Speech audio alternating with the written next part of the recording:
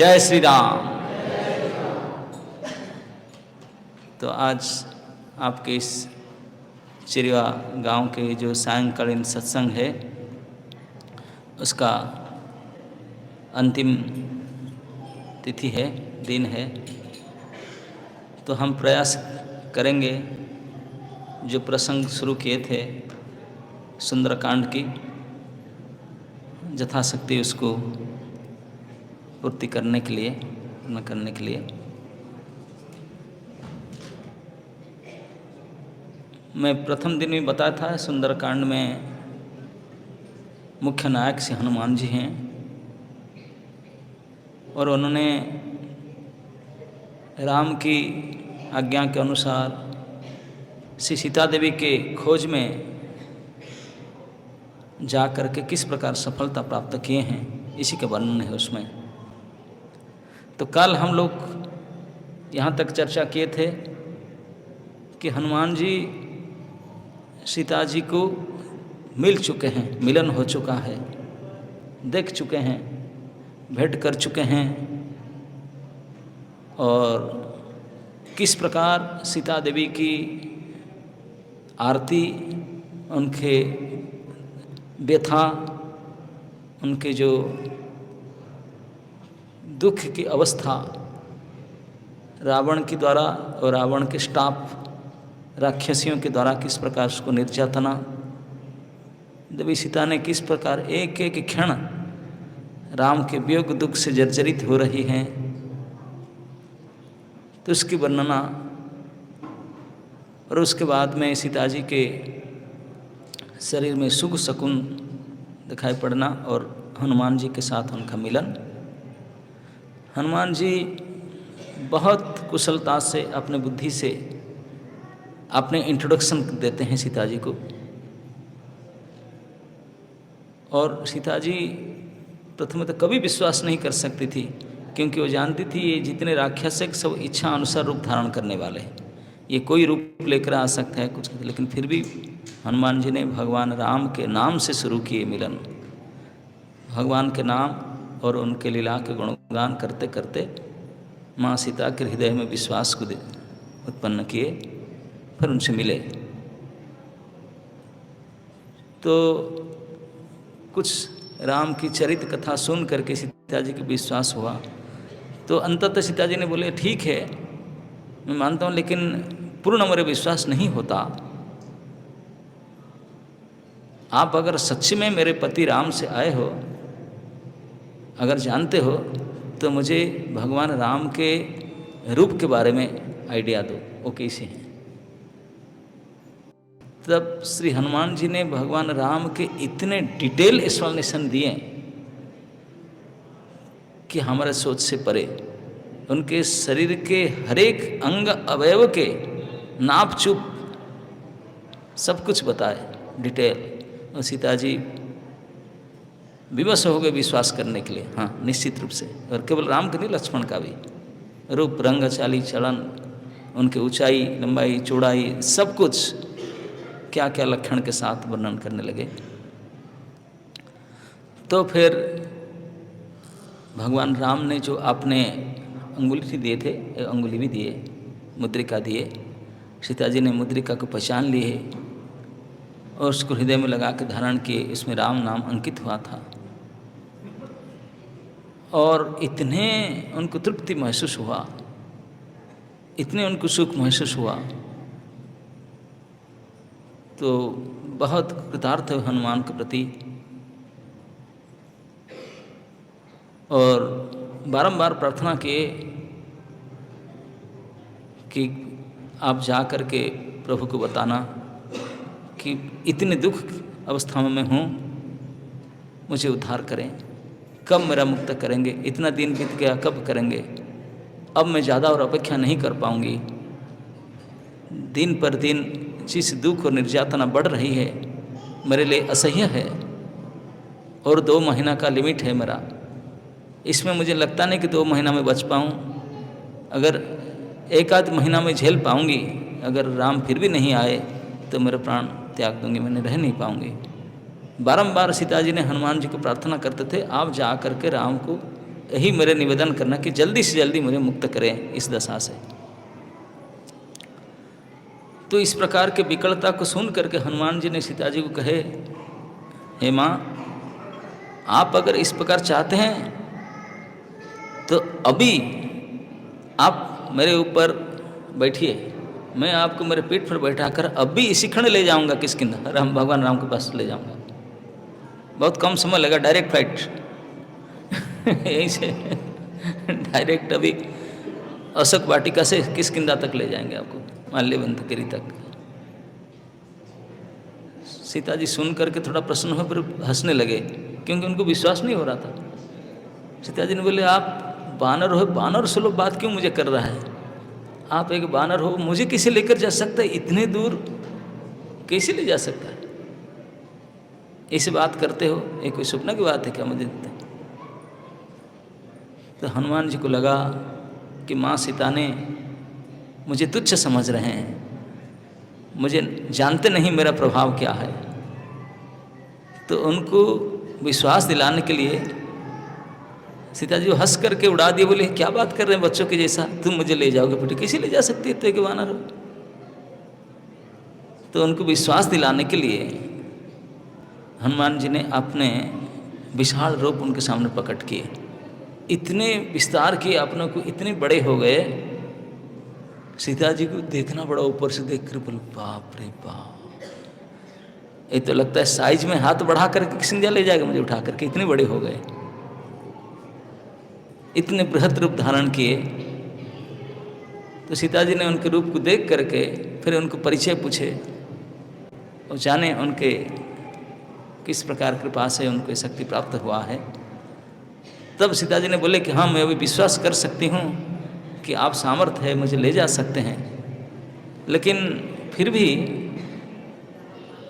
अगर आप मुझे लेकर जाएंगे उड़ान भर के डायरेक्ट, तो हो ना हो, क्योंकि मैं कभी इतने लंबा रास्ता आकाश मार्ग में गई नहीं, तो कहीं ना कहीं आप से छूट जाऊंगी और समुद्र में गिर जाऊंगी। समुद्र में बड़े बड़े जलचर प्राणी मगरमच्छ है, मुझे खा जाएंगे, आप तो चले जाएंगे, मैं गिर पड़ूंगी, है ना? नहीं, ओपन फ्लाइट है, आप फ्लाइट में बैठते हैं, चारों तरफ बंद है, लेकिन आपके पीठ में तो ऐसा कोई व्यवस्था नहीं है, सीट नहीं है, क्या सीट बेल्ट, फैशन दी सीट बेल्ट, व्यवस्था तो है ही नहीं आँख ऊपर बैठ करके डायरेक्ट फ्लाइट में जाऊंगा, सीट बेल्ट की व्यवस्था नहीं है, सीट की व्यवस्था नहीं है, और मैं कहीं गिर पड़ूंगी समुद्र में, खा जाएंगे। अगर मैं गिर भी नहीं पड़ूं, पकड़ के रख जाऊं, तो आप मुझे उठा कर लेने से यहाँ से राक्षस लोग आके अटैक करेंगे, आप उनके साथ युद्ध में लग जाएंगे तो मेरा क्या होगा? इस प्रकार के नाना प्रकार के युक्ति दी कि ये नहीं हो सकता।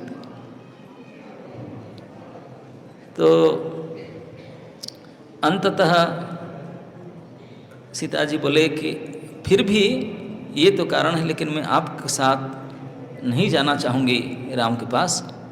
उसका मुख्य कारण यही है कि मैं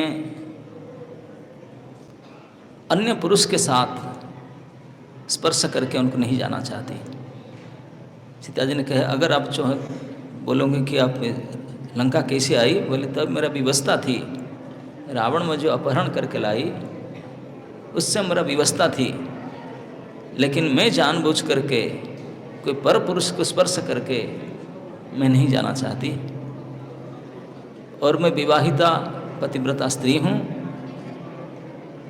मेरे पति मुझे आके उद्धार करके ले तो इसमें पति का गौरव है, उनका जस है,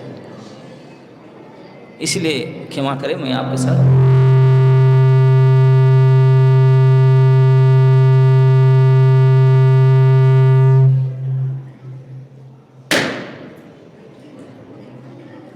हरे कृष्ण। ये क्या हो गया?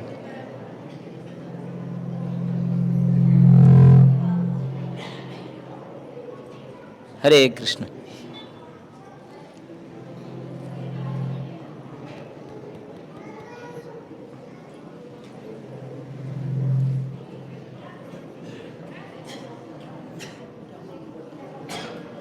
हरे कृष्ण। तो अंत सीता जी ने अस्वीकार की हनुमान जी के ये प्रपोजल कि उनको तुरंत उन्हें किष्किंधा ले जाने का। बोले इससे अगर भगवान राम आकर मुझे उद्धार करके ले राक्षस राज रावण को परास्त करके, तो उनमें उसका जस वृद्धि होगा, गौरव वृद्धि होगा, और यही उचित है। इस बात को सुन करके हनुमान जी ने सीता जी की सराहना की। बोले हे माँ, आपके इस प्रकार वचन श्री राम के प्रिया के अनुरूप है। श्री राम की पत्नी जिस प्रकार जवाब देना चाहिए, उचित जवाब अपने दिए, ऐसा ही होना चाहिए वास्तविक। हाँ। और मेरा पूर्ण विश्वास है, जितने भक्ति, जितने निष्ठा, जितने विश्वास आपके राम के प्रति है, आपको फिर कोई असफलता नहीं, कोई आप निश्चित रूप से राम को प्राप्त होंगे। तो हनुमान बोले तब मैं अभी जाऊंगा। मैं आपके पास बड़े मुश्किल से आपको पहचान किया, और राम जी ने मुद्रिका दिए थे अविश्वास के। अभी मैं जा कर के आपको, राम को आपके बारे में बताऊंगा, लेकिन भगवान राम विश्वास कैसे करेंगे कि मैं सीता जी से मिलकर आया, सीता जी की तरह और किससे मिलकर नहीं आया होगा, वो कोई स्त्री से। कोई प्रूफ मुझे दीजिए ताकि राम भी विश्वास करेंगे कि हाँ सीता से मिलकर के आया। तब सीता जी ने ये कथा सुनाई जो इंद्रपुत्र ने, जयंत ने चित्रकूट के पर्वत में जो लीला कर रहे थे, कौवा के रूप में सीता के प्रति जो छेड़खानी की थी, आक्रमण की थी, भगवान राम ने एक तृण को उठा करके ब्रह्मास्त्र से संकल्प करके उस कौवा के प्रति किए थे। पूरे संसार भर घुमा उनका पीछे, अंततः उनके एक आँख फोड़ दिया गया ब्रह्मास्त्र के प्रभाव से। कौवा के एक आँख नहीं होता, ये राम के बाण के प्रभाव है। ये कथा सुनाई। बोले ये कथा सुनाओगे राम को तो राम भरोसा करेंगे, क्योंकि ये बात केवल राम और मैं जानते हो, कोई जानते ही नहीं। थर्ड पर्सन यू ना हो आप, मैं आपको बता रहा हूँ। ये बात कह करके सीता जी ने अंत में कहे कि हे हनुमान, तभी एक तुच्छ कौवा के प्रति रोष करके, एक कौवा ने मुझे थोड़ा छेड़खानी किया मेरे साथ, उनके प्रति क्रोध करके भगवान राम ने एक घास के तिनका को ब्रह्मास्त्र बनाकर उनको प्रयोग किए। अभी इस रावण ने मुझे उठा करके वहाँ से लेकर आ गया, पर्णकुटी से ला करके यहाँ मुझे रखा है। क्यों नहीं एक्शन लेते हैं? ब्रह्मास्त्र अब भी चला सकते हैं। ब्रह्मास्त्र से तो कोई एड्रेस पूछना नहीं है, वो खुद एड्रेस ढूंढ लेगा। ब्रह्मास्त्र के पास गूगल मशीन फिट है, वो सर्च कर लेगा लोकेशन। वो तो ब्रह्मास्त्र अब भी प्रयोग कर सकते थे। तो श्री राम अभी तक ब्रह्मास्त्र के प्रयोग क्यों नहीं करते हैं? तभी तक कौवा के लिए प्रयोग किए थे, अभी तो मुझे अपहरण कर लिया, तब क्यों नहीं करते हैं? कह करके रोने लगी। बोले निश्चित रूप से इससे पता चलता है कि राम मुझे पहले जितने प्रेम करते थे, अब इतना प्रेम नहीं करते हैं। तभी मुझे इतने प्रेम करते थे, एक कौवा के लिए ब्रह्मास्त्र प्रयोग किए, अभी प्रेम नहीं, इसलिए मैं अपहरण करके लाई गई इधर। कोई एक्शन नहीं थे, ब्रह्मास्त्र प्रयोग नहीं करते हैं। क्यों नहीं करते हैं? क्यों नहीं प्रेम है? तो निश्चित रूप से मेरे पूर्व जन्म में कोई कुकर्म होगा। पूर्व जन्म के पाप के परिणाम के कारण भगवान राम का प्रेम मेरे प्रति घट गया है, इसलिए मेरे प्रति उन्होंने उदास हैं। इतने उदास व्यक्ति क्यों करते हैं? इस कह करके रोने लगी। तो हनुमान जी ने सांत्वना वाक्य कहे। बोले हे देवी सीते, ऐसा नहीं है, मैं तो राम के साथ ही था। आपके वियोग में श्री राम कितने दुखी हैं, कितने दुखी हैं, कितने विलाप कर रहे हैं, प्रलाप कर रहे हैं। तो उसको वर्णन करने लगे। तो सीता जी को थोड़ा सांत्वना प्राप्त हुआ। अच्छा सही में ना? हाँ बिल्कुल, आपके पता न जानने के कारण अपेक्षा करके बैठे हैं।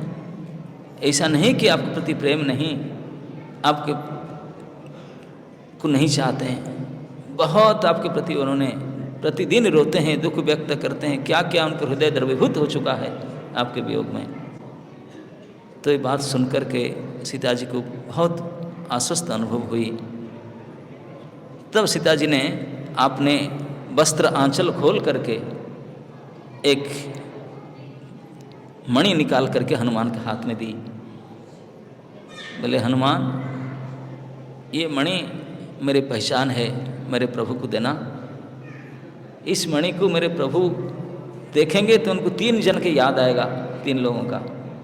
सीता जी ने कही कि ये जो मणि मैं मस्तक में धारण कर रही थी, जिस दिन मेरा कन्यादान हुआ था जनकपुर में, भगवान राम के साथ मेरा विवाह उत्सव हुआ था, मेरे माता पिता ने उनके बोले श्री राम और उनके पिता दशरथ के सामने इसको मेरे हाथ में दिए थे,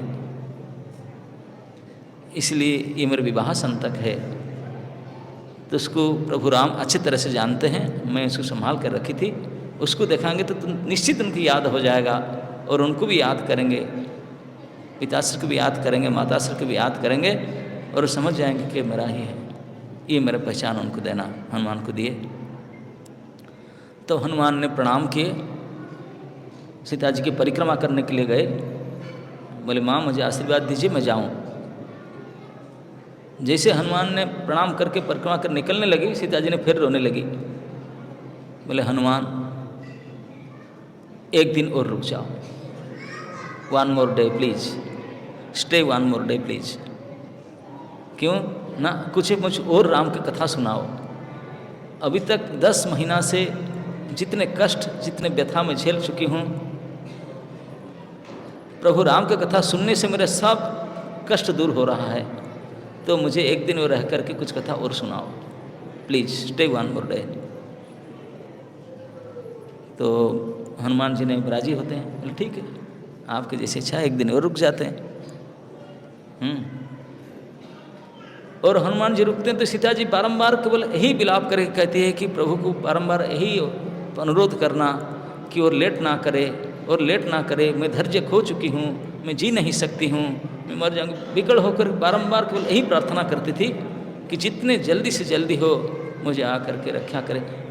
क्या हनुमान सच में आप तो इतने विशाल है, मुझे तो भरोसा नहीं कि श्री राम लक्ष्मण भी 100 योजन का समुद्र पार करके कैसे आएंगे और बाकी उनके सैन्य सामंत कैसे आएंगे। मुझे तो अभी भी भरोसा नहीं होता। गरुड़ जी, वायुदेव और आप में भी देखना हुआ इतना बड़ा, तो आप तीनों से कोई आ सकता, बाकी तो कोई आ नहीं सकते हैं। मैं क्या करूं? फिर रोने लगी। तो हनुमान जी बोले हे देवी सीते, ऐसा मत समझो, मैं तो एक तुच्छ उनके नौकर हूँ, मुझे दूत बनाकर भेजें। मेरे से और बड़े बड़े वानर है, मेरे से और असीम शक्तिशाली हैं, ऐसा मत समझिए। एक एक वानर की शक्ति है कि वो भी समुद्र लांघ करके लंका आ सकते हैं। तो इस विश्वास दिलाया उनको। और राम के अन्य अन्य गुणगान करने लगे। तब हनुमान जी ने बोले कि ठीक है, अब एक दिन अब एक्सटेंड कर लिए स्टे। तो मैं जब से समुद्र के उस पार से महेंद्र पर्वत से आया, तब भी अभी तक भोजन ही नहीं किया, मुझे थोड़ा भोजन कर लेना चाहिए।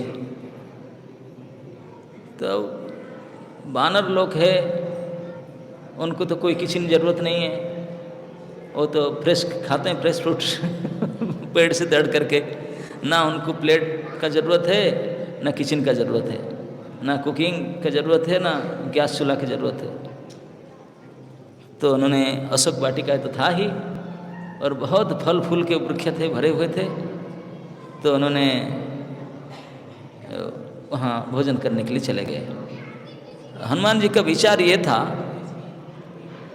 कि मैं एक दूत बनकर आया हूँ, एक दूत का क्या कार्य होना चाहिए। तो हनुमान जी कहते हैं एक अच्छे क्वालिटी का, जो ए ग्रेड का दूत हो, उसका कार्य है कि उनके स्वामी उनको जितने काम दे इतना तो करेंगे, उसके अलावा कुछ एक्स्ट्रा करके आएंगे। जितने उनको दिया गया ड्यूटी, उस ड्यूटी के साथ कुछ एक्स्ट्रा हित कर काम करके आएंगे। ये एक क्वालिटी के दूत का काम है।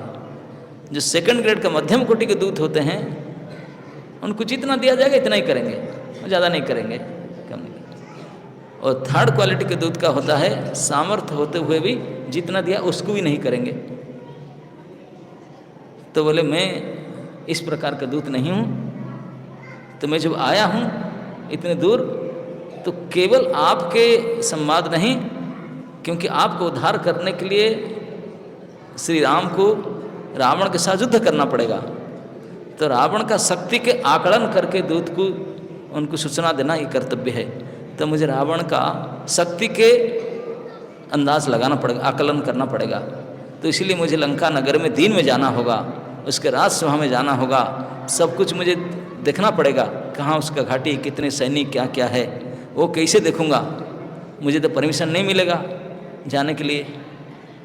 तो कुछ ऐसे करूँगा जिसके परिणाम होगा कि मुझे ले जाएंगे लोग, बिना गेट पास में मुझे रावण के राजमहल में ले जाएंगे और उनके सारे सन्या सामंत घाट सब देख लूँगा।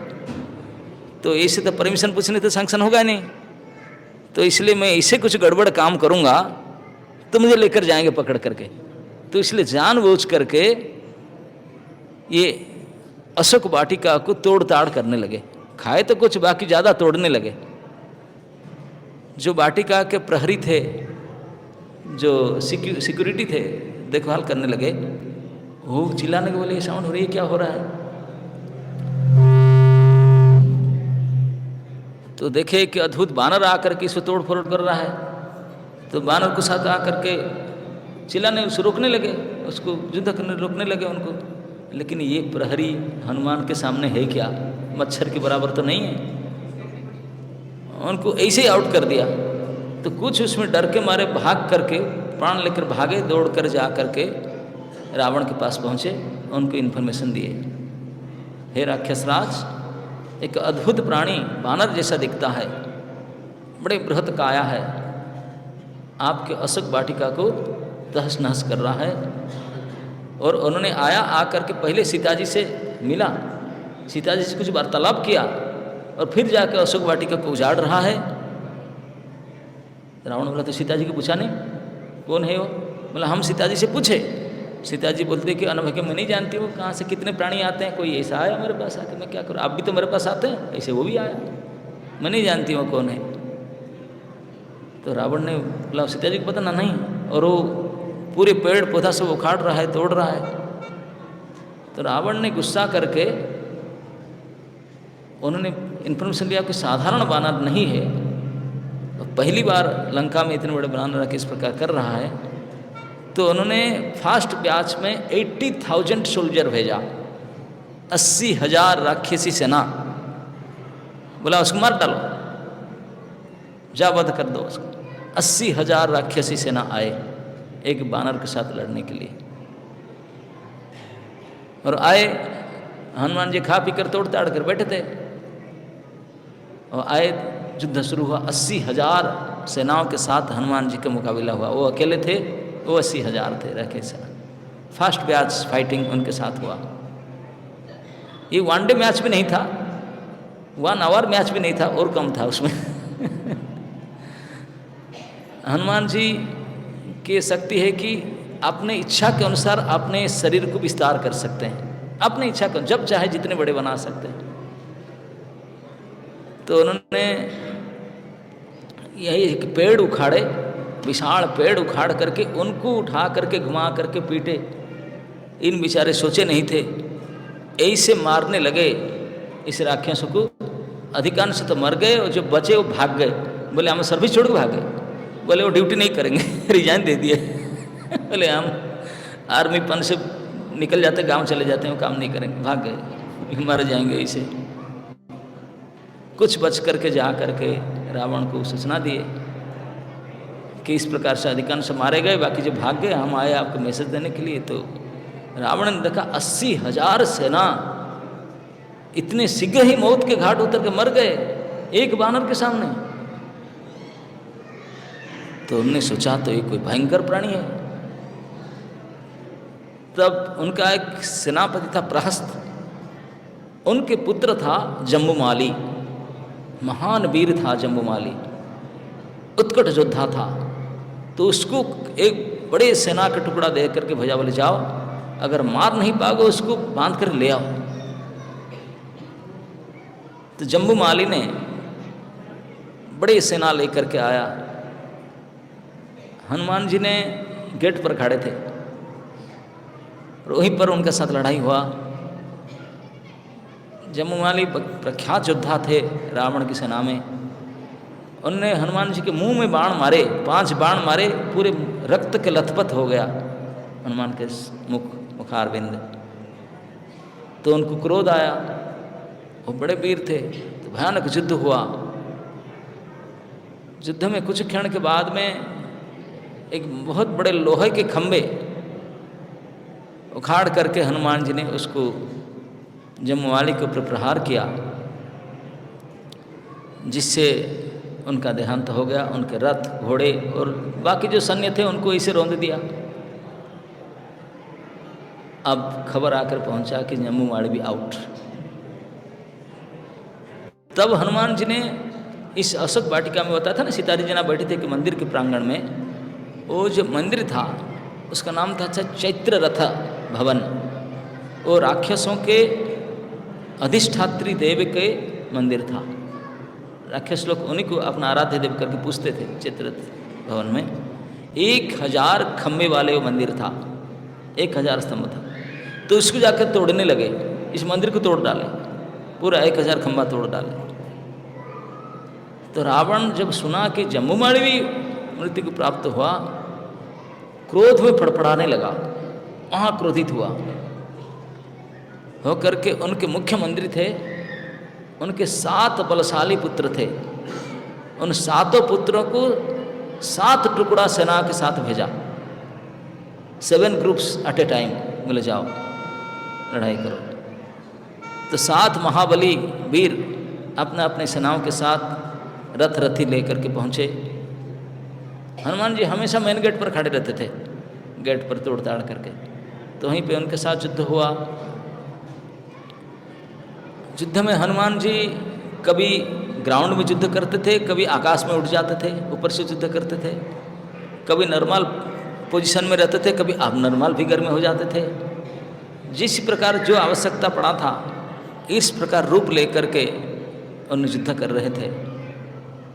और जो 7 सेनापति अपने ग्रुप लेकर आए थे, उनके साथ भयानक युद्ध। ऐसा नहीं कि उन्होंने भी बाण मार करके हनुमान जी को घायल करते थे, लेकिन हनुमान जी के विशाल शरीर में ये बाण कुछ नहीं काम करता था। जैसे कोई बड़े हाथी हो और हाथी को मारने के लिए आपने एक जो फूल के गुलदस्ता होता ना, फूल के गुलदस्ता को जोर से फेंकेंगे, इसमें हाथी कोई आघात होगा? तो ऐसे उन लोग का बाण हनुमान जी के विशाल रूप चेहरा के प्रति कुछ काम नहीं कर रहा था, ऐसे कुछ नहीं लग रहा था। लेकिन हनुमान जी क्रोध बढ़ता था उनका, क्रोधित होते थे इस आटा को। तो कुछ देर तक वो युद्ध चला, 7 वाहिनियों के साथ हनुमान अकेले थे। लेकिन कुछ क्षण के बाद 70 रथियों को मार डाले और उनके सेनाओं को रोक डाले। अब खबर जाकर पहुंचा कि ये 7 वीर अपने सैन्य के साथ आउट हुए।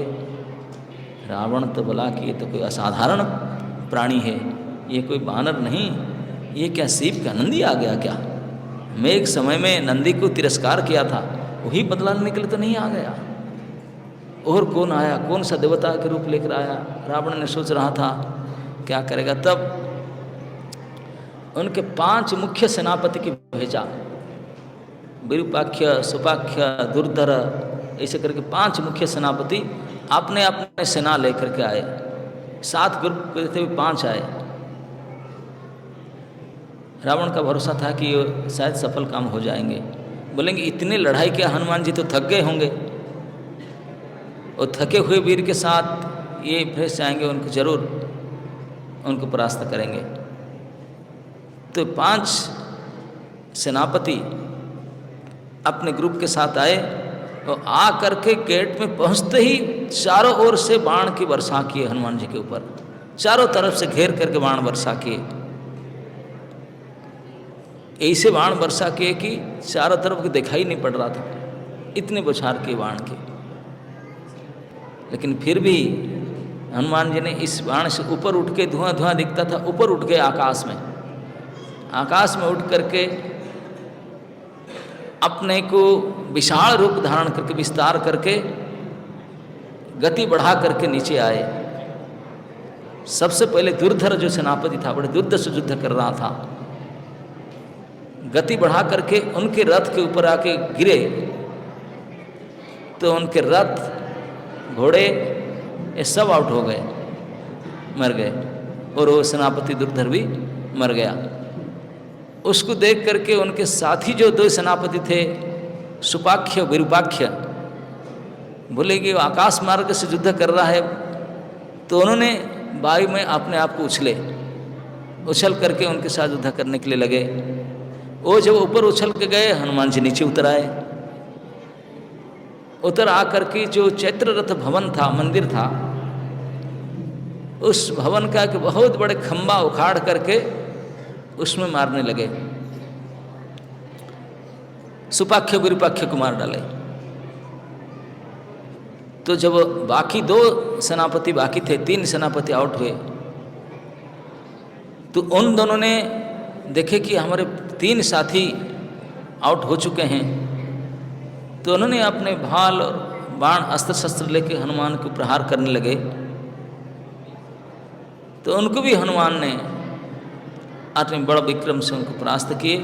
तो उनके साथ जो 5 वाहिनी सेना आया था, तो उनको अब अस्त्र नहीं, बोले ये सेनापति थे, उनको थोड़ा अस्त्र शस्त्र डंडा फंडा लेकर के पीटे। बाकी लोग हाथी घोड़े सैनिक, उनको क्या, वो घोड़े को एक घोड़े उठाकर मारते थे, एक घोड़े उठाकर दूसरे घोड़े के ऊपर फेंकते थे, वो मर जाता था। एक हाथी को उठाते थे, दूसरे हाथी के ऊपर फेंक देते थे, वो हाथी आउट हो जाता था। एक रथ उठाकर दूसरे रथ के ऊपर फेंकते थे, एक डेड बॉडी को उठाकर दूसरे सैनिक के ऊपर फेंकते थे। इसी प्रकार को अस्त्र शस्त्र नहीं, उन्हीं के उठाकर उन्हीं के ऊपर फेंकते थे, कोई दूसरे अस्त्र शस्त्र नहीं, उन्हीं के रथ, उनके हाथी, उनके घोड़े, उन्हीं के सोल्जर को उठा करके उन्हीं के ऊपर फेंक फेंक करके उनको मारे। तो इस प्रकार 7 मुख्यमंत्री के पुत्र, उसके साथ 5 दुर्धर सुपाख्य विरूपाख्य आदि 5 सेनापतियों के सेना के साथ वो मर जाने के बाद में अब रावण तो बिल्कुल बेचैनी होने लगा। अब सोचा क्या किया जाए, क्या किया जाए, सोच करके उन्होंने चारों तरफ देख रहा था, सोच रहा था। उनके पास में उनके पुत्र महाबली अक्षय कुमार बैठे थे।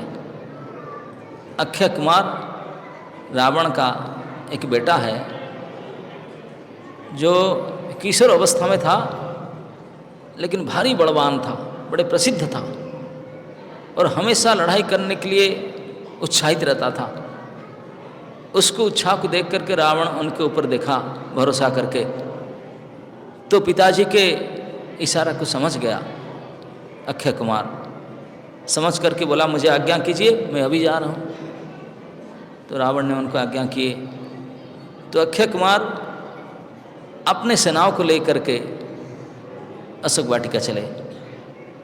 यहाँ हनुमान जी ने उनके राक्षसों के अधिष्ठात्री देव के मंदिर को ध्वंस विध्वंस करके वो गेट पर आकर खड़े रहते, अब क्या करते हैं, दूसरा क्या आएगा, अभी नेक्स्ट फेज क्या आएगा। तो देखा कि रावण के पुत्र अक्षय कुमार आ रहे हैं अपनी सेना के साथ। अक्षय कुमार को रिपोर्ट सब पहले मिला था, क्या क्या उन्होंने किसी को आउट किया। तो उन्होंने दूर से ही अपना बाण बरसाना शुरू किया हनुमान के साथ, और अक्षय कुमार के साथ भयंकर युद्ध बाण के साथ हुआ। अंततः बाण से नहीं हुआ तो हनुमान जी नीचे आए, अक्षय कुमार भी रथ से आगे, मल्ल युद्ध हुआ, हाथाहाथी बाहु युद्ध हुआ उनके साथ। इतने भयानक मल्ल युद्ध हुआ। वाल्मीकि जी कहते हैं अक्षय कुमार के साथ, बलशाली अक्षय कुमार के साथ हनुमान से लड़ रहे थे, उसको देख करके सूर्य के किरण भी मंद पड़ गया, वायु के गति भी बंद हो गया, अंधकार होने लगा, वायु बहना बंद हो गया, इतने भयानक युद्ध होने लगा। लेकिन कुछ देर मल्ल युद्ध के बाद में फिर अक्षय कुमार ने अपने बाण उठा करके मारने लगे। तो हनुमान जी ने आकाश में चले गए। वो भ्रमित हो गए अक्षय कुमार, कहाँ चले गए करके। तो उन्होंने भी ऊपर उठे, जैसे कोई महाशक्तिशाली जोगी ऋषि अपने योग शक्ति के बल से कोई दूसरे लोक को, स्वर्गलोक को चला जाता है रकट की तरह, इस प्रकार बलशाली अक्षय कुमार ऊपर उठने लगे और हनुमान जी के ऊपर से जाकर के आकाश मार्ग से उनसे युद्ध किए, बाण मारे। हनुमान जी सोच रहे थे ये किशोर बालक है, बहुत यंग लड़का है, लेकिन महाबली है। तो उनके रूप को देख करके हनुमान जी के अंदर दया होता था, ये अच्छा यंग लड़का है, बहुत अच्छा रूप है, सामर्थ्य है, उसको वध नहीं करना चाहिए, मारना नहीं चाहिए।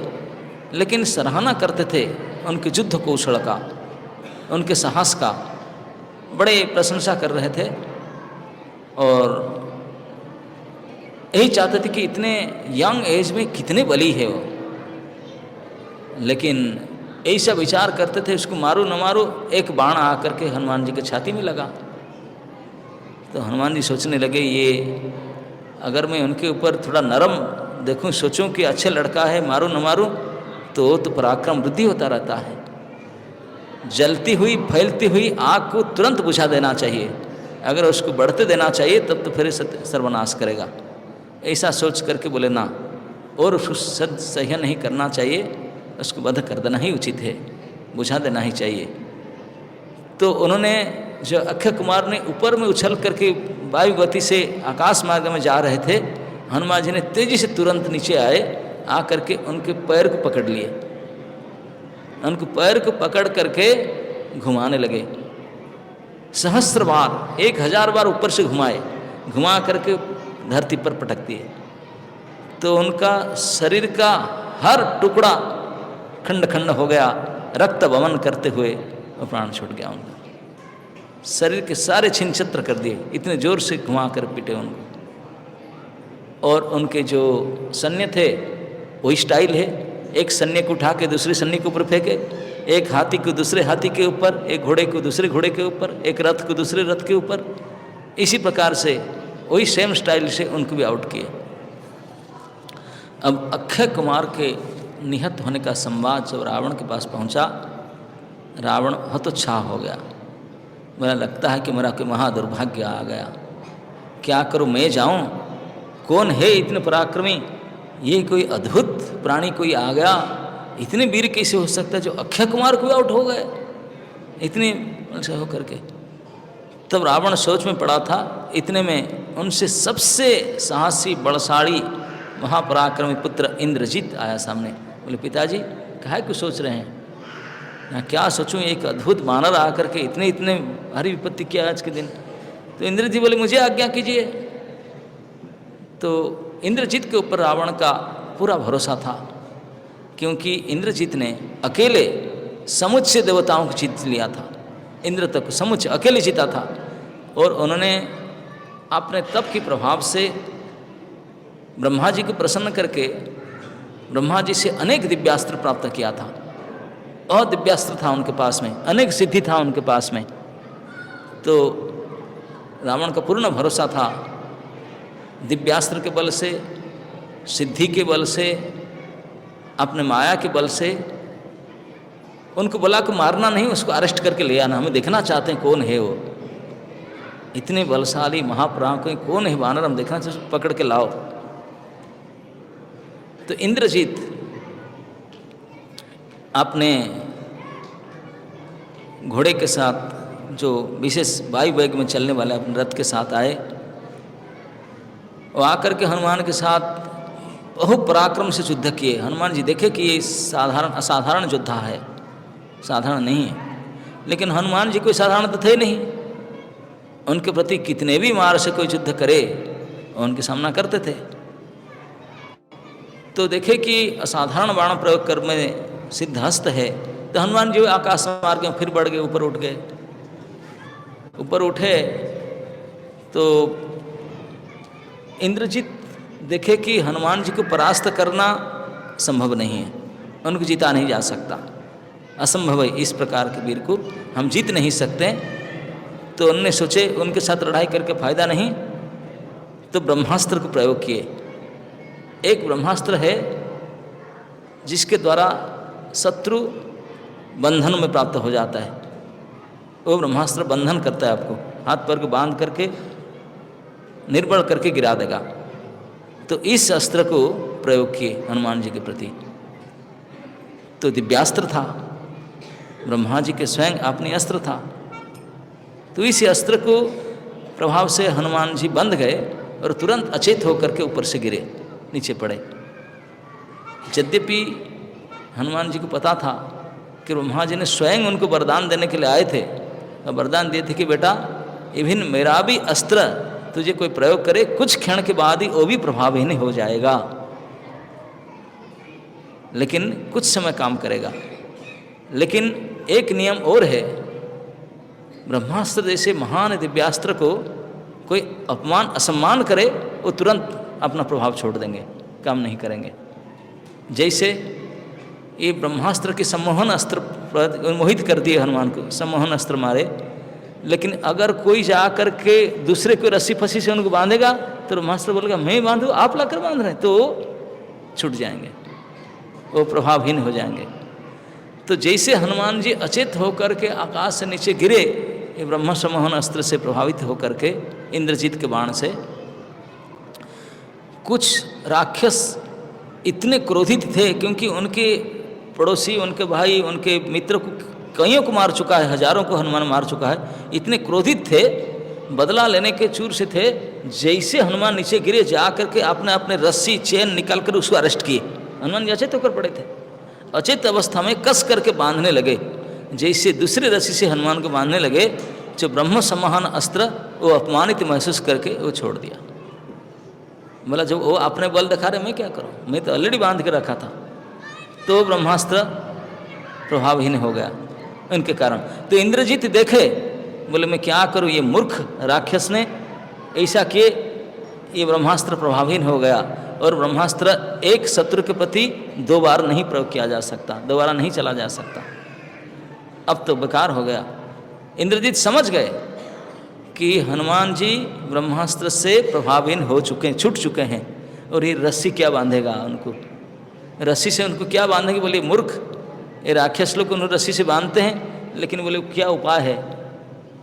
इस प्रकार के इंद्रजीत सोच रहे हैं। इतने में ये राक्षस लोग इतने क्रोधित थे और हनुमान जी जानबूझ करके उनको बांधने दिए, बोले थोड़ा बांधने दो मुझे, देखते हैं क्या करते हैं। तो बांध करके उनको घिसट करके अपने गाड़ी में लोड करके ले गए रावण की राजसभा में, जादूर था ने। हनुमान जी चाहते थे मैं थोड़ा जाकर बिना गेट पास में देखूं, ऐसे तो अलाउ नहीं करेंगे, मुझे परमिशन बहुत भारी चाहिए, बिना परमिशन मुझे ले जाएंगे अरेस्ट करके। तो उनको ले गए। इंद्रजीत को तो बोलने हो, इंद्रजीत को पता था कि ब्रह्मास्त्र प्रभावहीन हो चुका है और हनुमान जी बांधने के स्वांग कर रहे हैं, दिखावटी कर रहे हैं, वो बंधे नहीं हैं। लेकिन कहें किसको, वो कुछ कहने से पहले ये सैनिक लोग उनको ले चुके थे। तो वो शंकाग्रस्त थे इंद्रजीत, बोले क्या करेगा पता नहीं, उसको तो कुछ काम नहीं करेगा। लेकिन उनको ले गए रावण के राजसभा के अंदर, राजभवन के अंदर जब पहुंचे, तुरंत रावण ने देखा उनको ढंग से, राजभवन में पूंछ को फैला करके उसके ऊपर बैठे थे हनुमान ने। तो उनके बड़े बड़े मंत्रियों को पूछा इंटरव्यू लो उसका, वो कौन है, क्या है, किस लिए आए, इंटरव्यू लो। तो नाना प्रकार के इंटरव्यू पूछा गया, उनको क्वेश्चन पूछा गया हनुमान को। हनुमान जी ने बोले मैं झूठ क्यों बोलूं, बोले मैं सुग्रीव वानर के राजा है, मैं उनके दूत हूँ, उनके ओर से मैं आया हूँ, और आ करके मैं बगीचा में फल मूल खा रहा था, मुझे भूख ला रहा था, मुझे वानर हूँ, मुझे फल मूल खा रहा था ना। तो मारा क्यों इतने सारे सैनिक को? बोले मैं नहीं मारा, उन्होंने मुझे मार रहे थे, आत्मरक्षा करने के लिए मारा, मर गया, मैं क्या करूँ, मेरा दोष नहीं है। आजकल भी कोर्ट ऑफ लॉ यही कहता है, अगर आप अपनी सुरक्षा के लिए किसी को रोका, कोई मर गया तो आपको दोष नहीं लगेगा, है कि नहीं, ये लॉ है। आपने खुद नहीं मारा, आपने आपको प्रोटेक्शन कर रहे हैं, तो उसमें क्यों मर गया। उन्होंने पहले अटैक किया, मैं तो अटैक नहीं किया था, मैं खा रहा था तोड़ ताड़ करके, तो उन्होंने मुझे अटैक किए, मैं उनके साथ प्रति अटैक किया, मर गए, तो इसलिए मेरा क्या दोष है। तो रावण ने इस बात को सुनकर क्रोधित होकर बोला उसको मार दिया जाए, उसको प्राणदंड दिया जाए। जैसे उसको वध करने का आदेश दिया, तुरंत उनके भाई और उनके मंत्री विभीषण उठ करके हाथ जोड़ करके रिक्वेस्ट किए, बोले हे राक्षस राज, मेरे भ्राताश्री, ये कोई नियम नहीं है, कभी सुना भी नहीं गया कि दूत को मृत्युदंड दिया जाए। दूत दूत होता है, दूत को मारना ये नीति नहीं है। आपको अगर मारना है, किसी को करना है, जिनका दूत है उनको मारो, जो उनको भेजा है उस राम लक्ष्मण के साथ सामना करो, उनके लड़ो। इन बेचारे दूत को क्यों मारते हैं, उसका क्या दोष है? वो तो केवल मैसेज कैरियर है। तो रावण ने बोले नहीं, ये महापापी है, इतने असुरों को मार डाला, ये क्या वो क्या, मेरे बेटा को मार दिया वो क्या। तो बोले ये मार दिया, उन्होंने उनको मारने के लिए आपने भेजा था, वो प्रतिरक्षा क्या मर गए, उनकी उसमें क्या दोष है? कोई भी तो प्रतिरक्षा करेगा अपना। लेकिन फिर भी दूत को न मार करके अन्य प्रकार के दंडित देना चाहते हैं, आप उन्हें बदला लेना चाहते हैं। मारने से क्या होगा? उसको कोई अंग भंग कर दो, कुछ को उसको अपमानजनक और कोई दंड दो, विभिन्न प्रकार के दंड के विधान बताए। बोले इसी से प्राण दंड न दे करके इसी प्रकार दंड किया जा सकता है। तो अंततः विभीषण का बारंबार नीतिपूर्ण वाक्य से राक्षसराज रावण को समझ में आया, वो डिसीजन चेंज कर दिया, बोला ओके मारना नहीं चाहिए। इतने में हनुमान जी हमेशा अपना पूंछ को उठाकर चुंबन करते थे। तो रावण ने देखा, लगा कि बानर को उनके पूंछ बड़ा प्रिय होता है, बहुत उनका अच्छा लगता है। तो बोला इसको उसके पूंछ में आग लगा दो, आग लगा दो और लंका के गली गली में उसको घुमाओ, और देखें लोग कि तुच्छ बानर किस प्रकार से कर रहा था। आग लगाकर उसको गली गली में घुमाओ, सब बच्चे देखें, उनके साथ मजा लें उनसे। अब ये डिसीजन दे दिया। तब आज्ञा पा करके बड़े बड़े असुर लोग अब उनके पकड़ लिए, उनको तो अरेस्ट कर बांध कर तो पहले रखे थे, बांध लिए थे, और उनके पूंछ में कपड़ा लिपटने लगे। हनुमान जी तो अपना सिद्धि है, अपने कितने विस्तार, अपने पूंछ को कई किलोमीटर लंबा बढ़ा कर दिए, कई किलोमीटर। पूरे लंका सिटी में जितने क्लॉथ स्टोर था, कपड़ा दुकान था, सारे कपड़ा लाया गया, सारे ला करके लिपटा दिया गया। इतने लंबा था, इतने लंबा था, कोई 2-4 ट्रक लोड कपड़ा से तक काम नहीं चला। कितने कितने टन वस्त्र लाया गया उसके पूंछ में बांधने के लिए, हर प्रकार के रंग बिरंगे सादा कलरफुल सारे कपड़ा ला करके उनके पूंछ में लपटाए। कई ट्रकलोड वस्त्र लगा उनसे कपड़ा में बांधे, पूंछ में बांधे। केवल कपड़ा से तो चलेगा नहीं, जितने पेट्रोल पंप था, डीजल पेट्रोल सब ला कर डाले। जितने तेल था तो तेल में डुबा करके कपड़ा बांध करके आग लगा दी, आग लगा दिए। हनुमान को बांध कर रखे थे, और भगवती सीता जी की कृपा से उनको था कि अग्नि भी उनको कुछ जला नहीं सकता। हनुमान जी को ये बात उनको पता था। तो जला करके जब गली गली में लेकर के निकले, कुछ जो सिक्योरिटी हनुमान को लेकर के जा रहे थे, तो हनुमान जी के लिए पूछ में जो आग है वो जोर से जल रहा है, वो तो मुझे कुछ जला तो नहीं रहा है, मुझे ठंडा महसूस हो रहा है, तो क्यों नहीं ये मजा लेते, मैं भी थोड़ा देख लूँ, मुझे पूरी लंका सिटी को देखना है। तो जो प्रहरी उनको बांध कर लेकर चल रहे थे, अपने शरीर को बढ़ाई, रस्सी टूट गया। 1 सेकंड से जो सिक्योरिटी थे उनको मार डाले, मार करके कूद गए। कूद करके बड़े बड़े अट्टालिका, बड़े बड़े 8 मंजिले 10 मंजिले बिल्डिंग है, बिल्डिंग के छत के ऊपर चले गए। जा करके सारे छत में आग लगाने लगे, सारे भवन में आग लगाने लगे। एक भवन से दूसरे भवन जंप करके जाते थे। अब जानते आग को जब हवा साथ में दे तब कितने प्रबल रूप धारण करता है। हवा तो उनका पिताजी है, तो पिता पुत्र मिल करके बदला लेने लगे। इतने जोर से वायु बहने लगा और आग के लपट ऐसे विशाल से विशाल भयंकर होने लगा। पूरा लंका नगरी स्वर्ण लंका नगरी में पूरे आग लगा दी, भयंकर आग लगा दी, पूरे जलने लगा। सारे जो स्त्री पुरुष जितने राक्षस सब घर द्वार छोड़ करके समन तो उठा नहीं सकते, इतने फास्ट अग्निकांड हुआ। और फायर ब्रिगेड को बुलाकर क्या, एक घर थोड़ी है, फायर ब्रिगेड ऑफिस में भी आग लगाए तो फोन करने से वो कहाँ जाए, वो तो अपना ऑफिस संभाले। पूरे नगरी जल रहा है, कोई एक दो घर तो जलता ही नहीं, पूरा सिटी में आग लग रहा है। कौन किसी को पूछे, उनको हेल्प करने के लिए कौन जाए, मेरे घर में भी आग लगा है, तेरे घर में भी आग लगा है। और इतने भयंकर पूरे सिटी में आग लगा, उसके ताप में आकर के जितने स्त्री पुरुष राक्षस जिनके घर के पास में नदी तालाब पानी में सब गिर गए, क्योंकि इतने असह्य ताप को संभाल नहीं पा रहे थे। सब पानी के अंदर घुस करके देख रहे थे पूरा सिटी जल रहा है सारे। तो इस प्रकार पूरे लंका में आग लगा करके हनुमान जी एक सीट से घूम रहे थे, देख भी रहे थे और आग भी लगा रहे थे।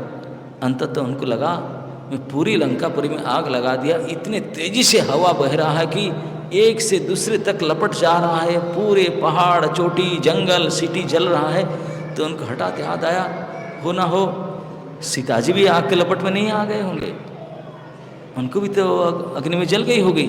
बोले मैं मूर्ख बानर है, बानर की तरह दुर्बुद्धि काम कर रहा हूँ, मैं सोचा भी नहीं उनका क्या होगा, वो भी तो यहाँ बैठी हुई थी। तो तुरंत समुद्र में चमकिए अपने आग बुझा करके अब चिंता करने लगे, अब तो सीता जी साथ नहीं रही होंगी, इतने बड़ी आग के लपटे तो कहाँ रहेगी, वो नहीं रही होगी। ऐसे सोच रहे थे, उनको कुछ शुभ लक्षण दिखाई पड़ने लगा। तब सोचने लगे, आकाश से विद्याधर गंधर्व आकर के उनको देख रहे थे, उनका ये अद्भुत विक्रम लंका जलाना, ये कार्यक्रम देख रहे थे। बोले कि नहीं सीता जी सुरक्षित है। खुश होकर के हनुमान जी ने सीता जी के पास जाते हैं, जाके प्रणाम करते हैं, क्या हो तो बताते हैं ऐसे ऐसे हुए।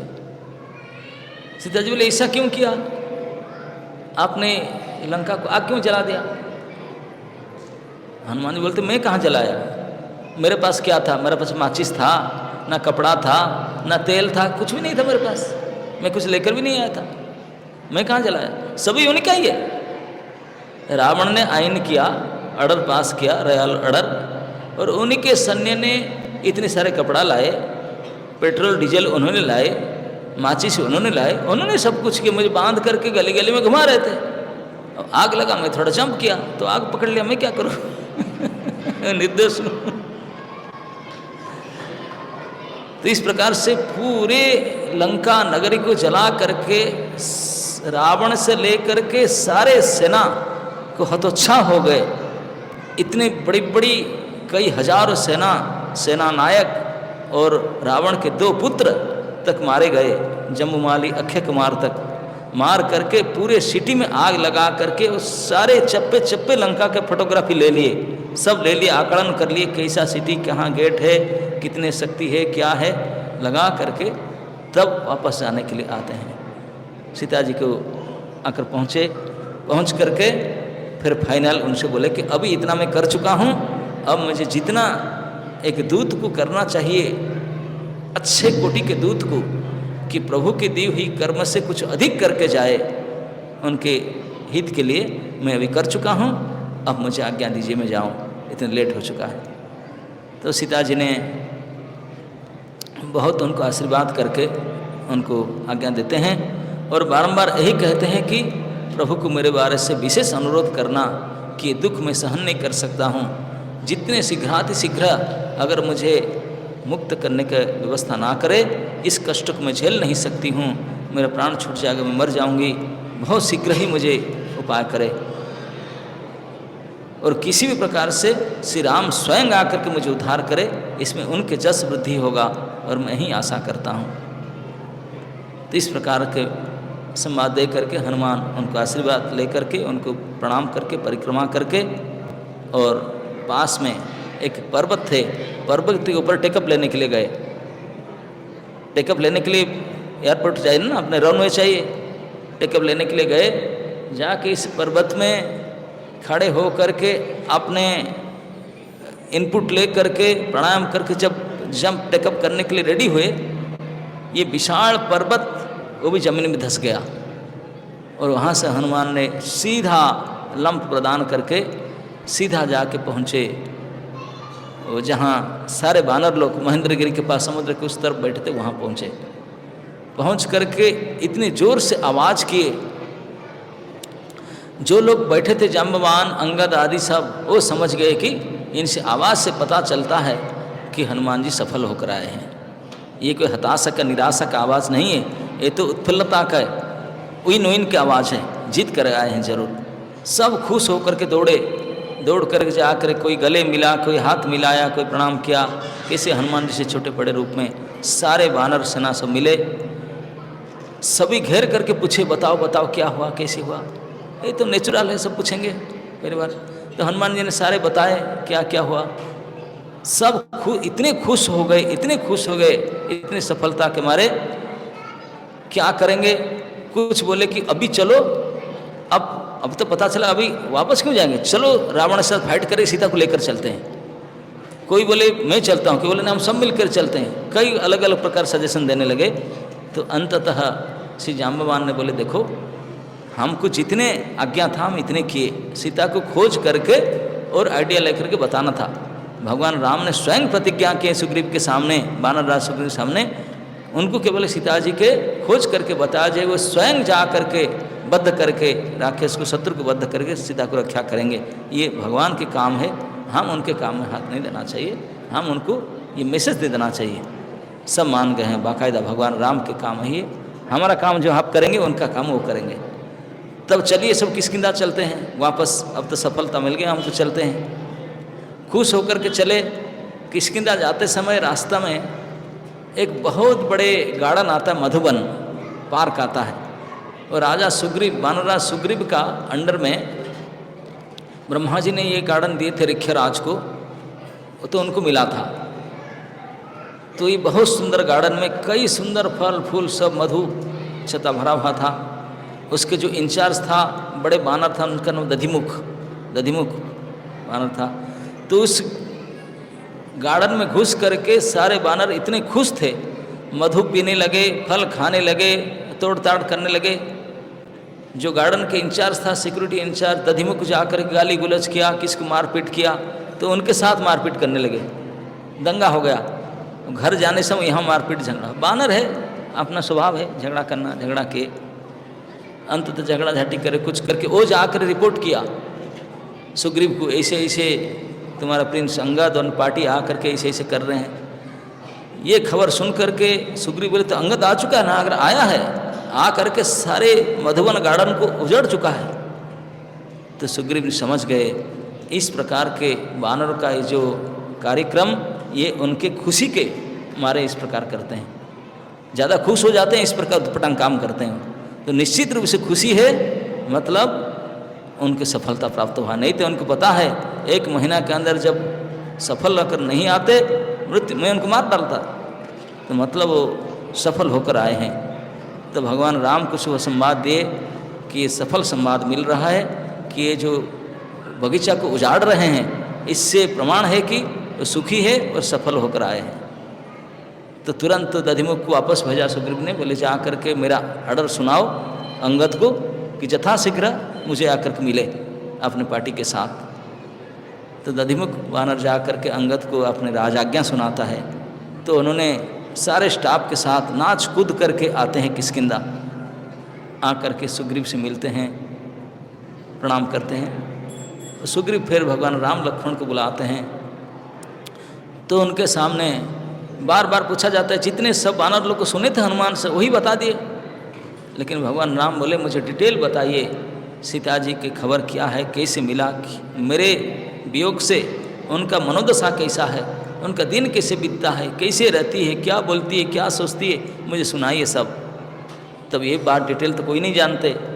सारे वानरों ने मिल करके हनुमान जी को आगे कर दिए, भैया तुम जा, अभी तक हमने अनाउंस कर दिए, बाकी डिटेल आप बता। तो श्री राम लक्ष्मण और सुग्रीव के सामने बाकी वानर लोग पीछे बैठे, हनुमान सामने बैठ करके बड़े डिटेल लंका किस प्रकार गए, कैसे कैसे ढूंढे, किस प्रकार सीता जी को मिले, कैसे सीता जी के साथ विश्वास दिलाए, पहचान दिलाए, और क्या क्या उनने कथा बोले, उसके बाद में क्या किए सारे डिटेल बताने लगे। इतनी सुंदर कथा। और अंततः जो आपने बांध कर रखे थे अंचल से सीता जी की दी हुई मथामणि, उसको दिए राम को। भगवान राम उसको लेकर के अपने हृदय में लगाए, चुम्बन किए, समझ गए, बोले ये सीता जी के संत विवाह संतक है, मैरिज गिफ्ट में उसी समय दिया गया था, वो तो निश्चित हुई है। तो भगवान राम इतने प्रसन्न हो गए, आनंदाश्रु बहने लगा, इतने प्रसन्न हो गए, हनुमान जी की ओर देखने लगे, नेत्र में आनंद भरा हुआ था, हृदय में अगाध प्रेम भरा हुआ था और पूरे मुख में मुस्कान भरा हुआ था। इस प्रकार भावना के साथ हनुमान की ओर देखने लगे। हनुमान जी समझ गए प्रभु की प्रसन्नता की मुद्रा है, अति प्रसन्न है। देख करके श्री राम बोले, हनुमान मेरा अनेक भक्त हैं, अनेक मित्र हैं, अनेक हितैषी हैं, परिवार बंधुजन अनेक है, लेकिन इतने मेरा प्रिय कार्य किसी ने नहीं किया जितने तू मुझे किया। इतने मुझे खुशी, इतने प्रसन्नता किसी ने नहीं दिया जितने तू मुझे किया। आपके इस प्रकार अति हितकारी, अति प्रिय कर्म के प्रतिदान में मैं आपको क्या दूं, कैसे खुश करूं? हाउ क्या नहीं, प्लीज यू, मैं कैसे आपको प्रसन्न करूं? आप मुझे इतने बड़े हृदय के संताप से मुक्त किया। कई महीना से मैं शोक से पीड़ित होकर के क्या क्या हो रहा था, अब सीता जी के संवाद देख करके मुझे जैसे आग में जलती हुई चीज़ को आपने ऊपर से बारिश की बूंद डाल करके शीतलता प्रदान किया। ये जो सुख, ये जो प्रसन्नता तूने दिया, इतने प्रिय हित कर काम किया, मैं आपको क्या दे सकता हूँ, क्या कर सकता हूँ? मैं तो वनवासी हूँ, राज्य से बाहर घूम रहा हूँ, वन में विचरण कर रहा हूँ, मैं कैसे आपके प्रतिदान को चुकाऊँ? इतने बड़े तू मेरे हित किया, इस ऋण को मैं कैसे मुक्त हूँ, कैसे चुकाऊँ? हनुमान बोले, प्रभु आप जैसे चाहें आप। बोले हनुमान, ना, मैं सर्वसमर्थ होते हुए भी अभी असमर्थ हूँ, और आप जिस प्रकार मेरे हित कार्य किए, प्रसन्न किए, मैं सोच नहीं पा रहा हूँ तुरंत ही आपको कुछ में दे करके प्रसन्न करूँ। लेकिन हनुमान बुरा ना माने, वर्तमान स्थिति में मेरे पास कुछ भी नहीं है, मैं चेकबुक लेकर नहीं आया हूँ, और केवल आपको मैं गले लगा सकता हूँ, आलिंगन कर सकता हूँ। तो भगवान राम इस भाव के साथ, आँख में बिल्कुल प्रेम भरा हुआ है, हृदय में आनंद भरा हुआ है, वो मुंह में मुस्कान के साथ हनुमान को जाके प्रेम आलिंगन किए, और हनुमान जी इसमें कृतकृत्य हो गए। बोले प्रभु उससे बढ़कर और क्या चाहिए? ये सारे साम्राज्य आपका है, और आपका कुछ चीज़ नहीं दे, आपको ही दे दिए। ये तो सब आपसे छोटे हैं, बाकी सारे धन संपत्ति आपसे छोटे हैं, आप सबसे ऊपर अपने आप को मुझे दे दिए, और क्या मुझे देना था? ये सबसे बड़ा गिफ्ट है। तो इस प्रकार सुंदरकांड यहीं से पूरा होता है। जब इस सुख सबर सीता जी की संवाद को प्राप्त करके, उनके खोज की खबर को प्राप्त करके भगवान श्री राम लक्ष्मण हनुमान जी से प्रसन्न होकर के जो प्रसन्न आलिंगन मिलन हुआ, इसी से ही सुंदरकांड की पूर्णता होता है। उसके बाद युद्ध कांड शुरू होगा। अभी युद्ध की प्लानिंग होगा, उसके बारे में फिर कभी आप लोग सुनेंगे। जय श्री राम।